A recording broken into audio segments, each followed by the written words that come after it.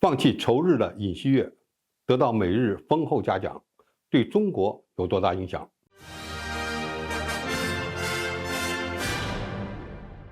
观众朋友，大家好，我是付先少。韩国新任总统尹锡悦是一位政治素人，在韩国国内的支持率不足30%，可以说是弱势总统中的弱势人物。他上台前打着亲美反华、对朝强硬的口号，发誓要缓和与日本的关系，强化与美国的军事同盟。现在的韩国政府虽然在反华的道路上没有走多远，包括萨德导弹的部署问题也没有进一步的刺激中国，但是韩国与朝鲜的关系空前紧张，搞不好会出大事儿。以此为背景，韩国与日本在拜登政府的斡旋下，开启了历史问题的和解之路，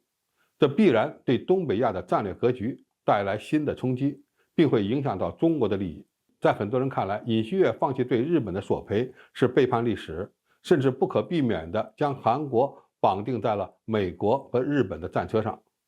但是从韩国政府的角度来看，与中国保持良好稳定的关系是一回事，强化美日同盟又是另一回事。尹锡悦除了以此应对朝鲜的威胁以外，可能还有其他的目标。就在尹锡悦让国内的基金会拿出钱来赔偿对日索赔的劳工之后，美国和日本给了他足够丰厚的褒奖。拜登政府正式邀请韩国总统对美国进行国事访问。近日，岸田文雄也邀请尹锡悦访问日本，这可是12年来首次进行的韩日首脑穿梭访问。日本正在考虑停止对韩国企业实施的限制性的出口措施。近两国还将讨论韩日情报军事交流保护协定，而这个协定的本质就是韩国、日本和美国的三边军事联盟。此后又有消息说，岸田文雄政府计划邀请韩国总统参加5月份举行的 G7 首脑扩大会议。看来尹锡悦这次付出的代价很大，收获也是颇丰。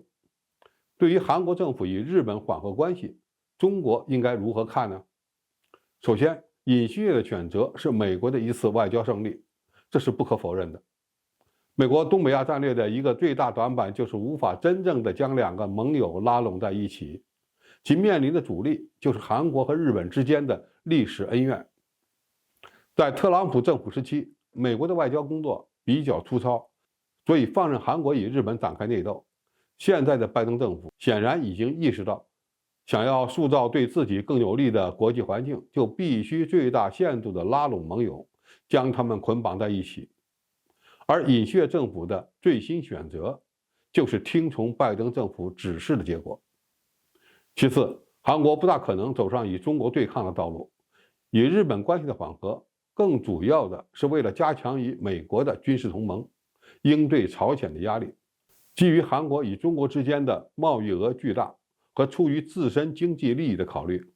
韩国不大可能因为韩日关系的缓和而给中韩关系带来太大的冲击。只不过韩国政府的选择造成了美国对中国战略围堵的有利态势，并加剧了朝鲜半岛的紧张局势。所以从总体上看，韩国这次的政治选择对中国以及东亚地区的和平稳定是不利的。虽然尹锡悦是一个政治素人，但他的言行并非一时冲动，而是有自己的目标，那就是力争让韩国加入 G7 集团。日本一直把自己看成是一个西方发达国家，而韩国呢，也变成了一个新兴的发达国家。美日韩现在似乎有一个共识，就是将韩国拉入 G7 集团。所以韩国此举的战略目标既有对付朝鲜的需要，同时呢，也想让韩国变身为一个真正的西方国家。目前，韩国正在试图成为全球最大的武器出口国之一，这也需要进一步的融入西方发达经济集团。不过，尹锡悦新推行的外交政策可能会为自己在韩国的政治失败打下基础。目前，他在国内的支持率非常低，所以其对外关系的选择虽然看上去有点魄力，但更像是破罐子破摔的架势。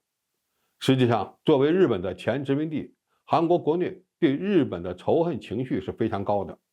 韩国的反对党目前已就此事加大了对尹锡悦的攻击。忘记历史就意味着背叛，这种耻辱对于那些跑到日本大使馆切手指头的大韩民国有血性的人来说是无法容忍的。总体而言，韩国和日本关系的缓和是美国外交的成功，但也可能仅仅是暂时性的。韩国政党之间的内斗特色就决定了尹锡悦很难脱离青瓦台的魔咒，韩日关系也不可能一帆风顺。中国无需对韩国政府当前所做的选择立即做出反应，毕竟韩国的政客一旦做了出格的举动，我们有的是办法收拾他们。